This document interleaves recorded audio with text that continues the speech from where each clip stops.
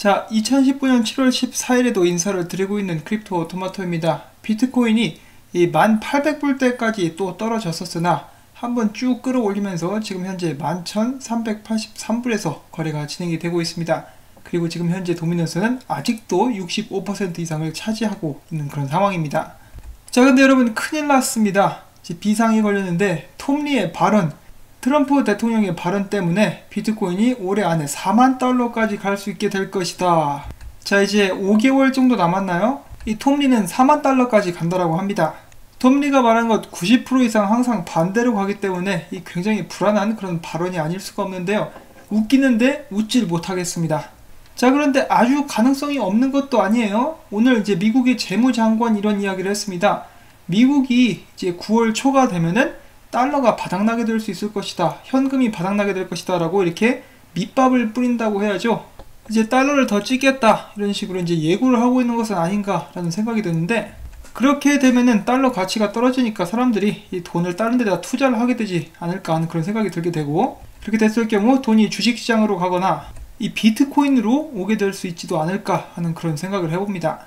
트럼프 대통령은 계속해서 달러를 더 찍는 것, 달러의 가치를 떨어뜨리면서 주식시장을 올리는데 이렇게 집중을 하고 있는 것인데, 역시 다음 대선 때문이 아닌가 하고 많은 사람들이 이야기를 하고 있는 그런 상황입니다. 실제로 미국 주식시장은 계속해서 신고가를 갱신을 하고 있죠. 이 경제는 무너져 내리는데 주식시장만 열심히 올라가고 있는 그런 이상한 상황이 벌어지고 있습니다. 제 말을 못 믿으시는 분들은 이제 지표 같은 거를 좀 스스로 찾아보실 수 있으면 좋겠고요. 저는 절대로 미국을 싫어하거나 그런 게 없기 때문에 또 오해는 하지 마시기를 바랍니다. 자, 그러면 계속해서 암호화폐 소식들을 보도록 하겠습니다. 오늘 테더가 50억 개가 새로 발행이 되었었죠. 그래가지고 사람들이 난리가 났었습니다. 오, 이거 미친 거 아니냐 이랬는데, 나중에 저스틴 선이 알려주죠. 이것은 테더 USDT 트론과 수합하기 위해서 이렇게 발행을 한 것이다 라고 이렇게 친절하게 이야기를 해줍니다. 자, 그리고 그 후에도 추가로 USDT 5천만 개 또 발행이 되게 되는데요. 이 이후에 이제 소각이 시작이 됩니다.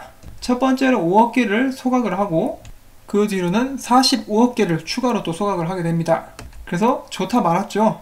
주말 동안에 불꽃놀이 한번 보나 싶었더니 그런 방향으로 이제 상황이 전개가 되지는 않을 것 같습니다. 자, 중국의 유명 학자, 경제학자 샤오레이가 테더에 대해서 이렇게 이야기를 했습니다. 오늘날 암호화폐 시장 내 스테이블 코인 중 가장 높은 시총을 가지고 있는 테더 USDT는 미국의 규제 시스템에 굴복하지 않으면 사라질 운명에 처할 것이다. 미국은 전 세계 금융계에서 달러의 패권을 지키기 위해서 전쟁을 불사한다. 최근 뉴욕 검찰총장실이 테더 및 비트파이넥스의 조사 보고서를 공개했다. 이는 USDT를 단숨에 벼랑 끝으로 내몰지 않은 것으로 비춰질 수 있지만은, 달리 보자면은 이것은 미국식 경쟁 상대 때리기의 통상적인 방법이다. 최근 도널드 트럼프 미국 대통령이 페이스북에 대한 규제 강화를 외친 이유도 페북의 리브라는 미국 달러화 시스템의 노예가 돼야만 한다는 의미이다. USDT가 미국 규제 정책에 굴복하지 않고 계속 맞서려고 한다면 그 결과는 매우 처참할 것이다 라고 덧붙였습니다. 자, 굉장히 불안한 그런 부분인데, 이 유명 경제학자는 또 이렇게 이야기를 했습니다. 자, 그리고 또 다른 스테이블 코인에 관련된 발언이 있었는데요. 다나 캐피탈 그리고 블록체인 스타트업인 프리미티브 벤처의 더비와니가 이렇게 이야기를 했습니다. 스테이블 코인의 유일한 성공 지표는 유동성이다. 제미니 달러 같은 경우는 규정을 가장 잘 준수하고 있긴 하지만 유동성 부족 때문에 실패에 직면해 있다. 반면 테더 같은 경우는 뉴욕 검찰총장실과 트러블에도 불구하고 장외 프리미엄이 3%에 달하며 다른 법정 화폐 연동 스테이블코인보다 유동성이 100배는 더 뛰어나다. 스테이블코인이 성공하려면 유동성이 가장 중요하다라고 이야기를 했는데, 그의 말대로 제미니 USD, GUSD 같은 경우는 시가총액이 7개월 동안 88% 감소한 바가 있습니다. 자, 그리고 미국의 4대 은행 중 하나인 웰스파고 은행이 최근 암호화폐 거래 내역이 있는 은행 계좌를 동결 조치하고 있는 것으로 나타났습니다. 이와 관련해서 트위터의 한 사용자는 웰스파고 은행에 체크카드가 연동된 계정으로 캐시앱 및 코인베이스에 접속해 암호화폐를 사려 했지만 결제가 거절당했다. 웰스파고 측에 문의했지만은 그들은 암호화폐 관련 거래를 허용하지 않는다라고 답을 했다라고 이야기를 하고 있습니다. 많은 사람들이 이제 웰스파고가 암호화폐를 두려워하고 있는 것이다 라고 이야기를 하고 있고, 이 베리 실버트가 이것에 관해서 트윗을 날렸는데, 웰스파고는 이 비트코인을 별로 좋아하지 않는 것 같다라고 이야기를 하고, 거기에 이 폼플리아노가 답을 하는데, 웰스파고 같은 은행들은 그들의 사기 거래를 방지할 수 있는 것, 왜냐하면은 비트코인은 거래 내역이 전부 다 저장되기 때문이죠. 그렇기 때문에 이 웰스파고 같은 경우는 그들이 사기를 치지 못하게 하는 모든 도구들을 싫어하는 것 같다라고 하면서 이렇게 웃고 있습니다. 자, 그리고 암호화폐 업계에 큰 소식 하나가 또 전해졌었는데요.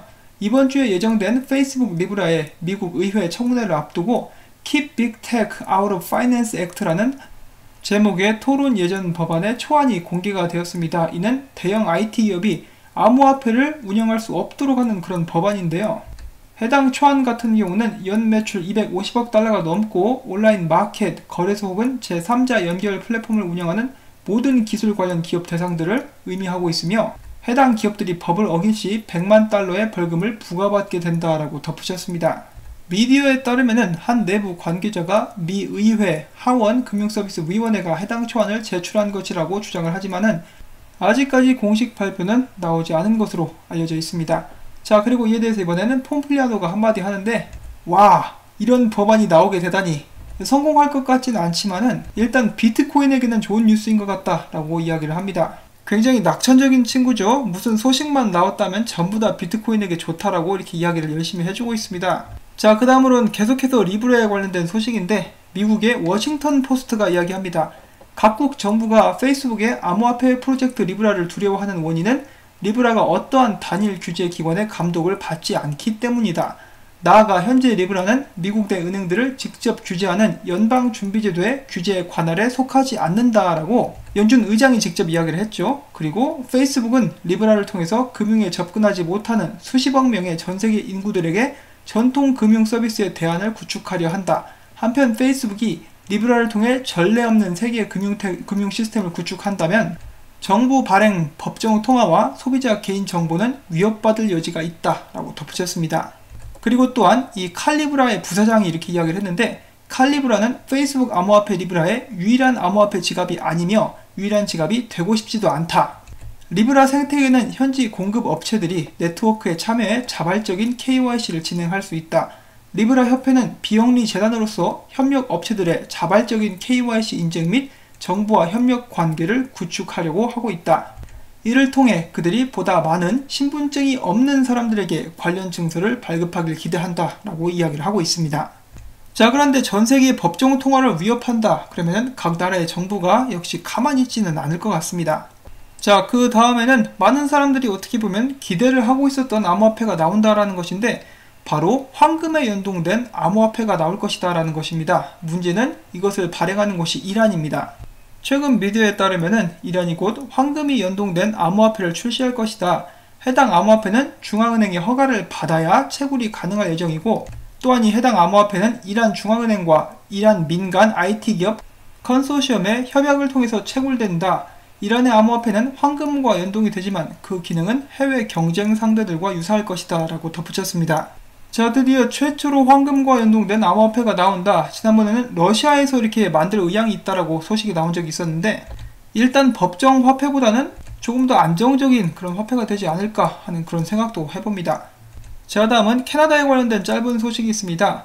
자, G20 정상회의 후에 국제 자금 세탁 방지의 가이던스 채택으로 캐나다의 모든 국내 거래소는 캐나다의 금융감독기관인 FINTRAC에 의무적으로 등록을 해야 된다라는 소식이 나왔고, 여기에 이어서 모든 거래소들은 의심스러운 거래가 나온다 그러면 바로 또 이렇게 보고를 해줘야 된다라고 합니다. 자, 그 다음에 어제 베리 실버트에 이어서 바이낸스의 CEO죠. 짜오 짱펑이 조만간 알트코인 랠리가 시작될 것이다. 그런데 일부 알트코인만 강한 상승세를 나타낼 것이다 라고 이렇게 이야기를 했습니다. 저희가 2017년 때 겪었던 그런 불장이 아니란 이야기겠죠. 자, 그런 반면에 비트코인 도미넌스가 점차 줄어들지 않자 알트코인들의 펌핑에 대해서 많은 사람들이 기대를 접어가고 있는 그런 모습들도 목격이 되고 있습니다. 자, 미국 상품선물거래위원회 발표에 따르면은 이번 주 시카고 상품거래소 비트코인 선물 거래 딜러 계좌 롱 포지션이 증가세를 나타냈다라고 합니다. 전반적으로는 롱 포지션 증가 움직임이 두드러졌지만은 비트코인 조정 진입 가능성이 여전히 제기되고 있는 만큼 장기보다는 단기 포지션 조정 요소로 참고를 하고 혹시나 올지 모를 조정에 대비하라 라고 이야기를 하고 있습니다. 자, 그런데 이렇게 비트코인이 단기적으로 조정을 받고 있는데도 불구하고 이 고래들은 계속해서 비트코인을 매수하고 있다라는 소식도 나왔습니다. 거래소 내의 순자산가치 기준 상위 10% 대형 투자자는 해당 기간 그러니까 최근 하락 기간에 비트코인을 추가로 매수를 한 것이 드러났고, 구체적으로 보면은 이 중에 77%가 지난 11일, 미국 시간으로 11일 비트코인을 매입했고 23%만이 매도를 했습니다. 여기에 대해서 이제 톰리가 또 한마디 하는데, 비트코인 단기 조정이 주기적 장기 상승 추세를 막지는 못했다. 향후 시세에 대해서 지나치게 비관적일 필요는 없어 보인다 라고 이야기를 하고 있습니다. 톰리씨, 그러다가 또 떨어지면 살해 협박 받을 수도 있습니다. 웬만하면 좀 몸을 사리시지요. 자, 그 다음에 흥미로운 기사가 있어가지고 잠깐 가지고 와봤습니다. 최근에 이제 라이트코인도 그렇고 반감기 때문에 라이트코인 같은 경우는 이 채굴자들이 잠시 채굴을 멈추기도 하고 라이트코인 가격도 떨어지게 될 것이다 라고 이야기를 한 바가 있는데, 여기에 있는 대책으로, 이것에 대한 대책으로 바이낸스 보고서에서는 병합 채굴을 추천했다라는 그런 소식이 나왔습니다. 이 병합 채굴이란 보조 작업 증명 구현을 통해서 부모 역할의 블록체인에서 수행한 작업을 보조 체인 역할의 다른 블록체인으로 이용하는 그런 방식입니다. 단 두 체인은 반드시 해싱 알고리즘을 공유를 해야만 하고요. 바이낸스 보고서에서는 이런 방식을 이용하는 경우 병합된 채굴을 통해서 보상을 제공할 수 있고, 이는 채굴자들에게 새로운 기회가 될 수 있다라고 설명을 했습니다. 자, 이 채굴 얘기가 나와서 말인데요.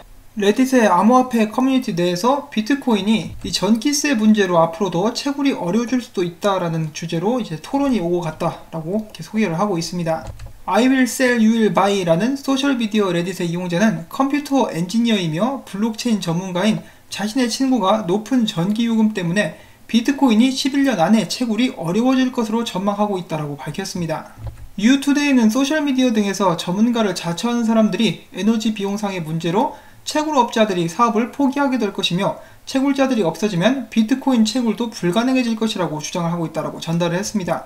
이에 대해서 일부 이용자들은 재생에너지 사용이 일반화되고 신기술이 개발되면서 전기요금도 인하될 수밖에 없는 만큼 비트코인 채굴은 앞으로도 문제가 없을 것이라고 주장을 한 바도 있습니다. 확실히 최근에는 천연가스를 이용해서 비트코인을 채굴하려는 움직임이 늘고 있기 때문에 그런 문제들은 알아서 이렇게 잘 해결을 해주지 않을까 하는 그런 생각을 저는 가져봅니다.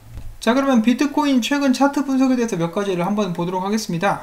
이 맥이라는 아이디를 사용하고 있는 이 늑대 분석가 같은 경우는, 나는 비트코인이 지금 주봉 기준보다 더 떨어지게 될 때까지는 하락세로 생각하지 않으려고 한다 하면서 이제 자신의 차트를 이렇게 보여줬는데, 기준가는 11,049불이었고요. 이제 이 아래로 떨어지지 않으면은, 이제 주봉으로서 이 아래에서 마감되지 않으면은 아직까지는 이제 상승세를 이제 보고 있다라고 이야기를 하고 있는 것이고, 그 다음에 조시레이저 같은 경우도 이제 비슷합니다. 지금 현재 비트코인 일봉이 좋아 보이지 않는다. 양봉이 나온 날 그 다음에 큰 음봉이 나오는 것은 보통 좋은 징조가 아니다. 부디 1,900불 아래에서 마감되지 않기를 라고 이렇게 이야기를 해주고, 이제 가격이 좀 비슷하죠. 11,049불 그리고 1,900불, 그리고 이제 또 그의 텔레그램을 통해서 이런 이야기도 전해주었는데, 이 비트코인이 1,800불 아래로 내려가자마자 쭉 사가지고 다시 올렸죠. 최근 가격까지 올린 것인데, 그는 이렇게 이야기를 합니다. 와, 이런 현상은 정말 암호화폐에서만 가능한 것 같다.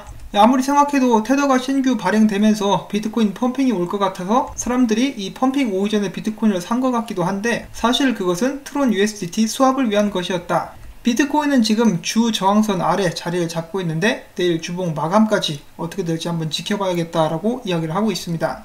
자, 그 다음에 크립토 판다라는 분석가는 이런 분석을 남겼는데, 지금 보시면은 비트코인이 이렇게 포물선을 그리고 올라가고 있었는데 이 포물선 패턴이 깨질랑 말랑 하고 있죠. 그러면서 이거 아무래도 좀 깨질 것 같다라고 이야기를 해주고 있습니다. 자, 여기까지만 보면 굉장히 부정적으로 보이기도 하는데, 그 다음에 문 오버로드 같은 경우는 더욱더 큰 그림을 그리면서 상승세를 보고 있습니다. 바로 자이언트 컵앤 핸들이죠. 전고점, 그러니까 2만 불대를 기준으로 해가지고 이만큼의 깊은 이렇게 컵, 그리고 이제 지금 핸들을 만들 차례다. 그러면은 올라가야 되겠죠. 이렇게만 되면은 정말 기분이 좋을 것 같습니다. 자, 비트코인이 앞으로 어떻게 되느냐 정말 많은 사람들이 궁금해 할 것 같은데요. 내려갈 것 같으면서도 반감기라든지 이 달러 약세 같은 것을 생각해 보면은 그렇게까지 많이 내릴 것 같지도 않은데, 올라갈 것 같기에는 이 상황이 그닥 좋아 보이지는 않고 정말 약간 애매모호한 그런 상황이죠. 일단은 저희가 추이를 잘 지켜보는 수밖에 없을 것 같은데, 여러분들 모두 각자 매매 전략을 가지고 각 상황마다 잘 대응하셔가지고 수익은 내시되 손해는 줄일 수 있는 그런 투자를 해 나가실 수 있기를 바라면서 오늘 영상은 또 여기서 마무리를 짓도록 하겠습니다. 도움이 되셨다면 언제나 그렇듯이 구독과 좋아요 그리고 수고했다는 의미로 광고 시청 처음부터 끝까지 꼭 부탁을 드립니다. 광고가 마무리될 때까지 봐주셔야 저에게는 도움이 되고요. 채널을 유지하기 위해서 여러분들의 도움이 필요하기 때문에 항상 이렇게 말씀을 전해드리고 있습니다. 자, 그러면 저는 다음에 새로운 소식을 가지고 또 찾아뵙도록 하겠습니다. 안녕히 계십시오.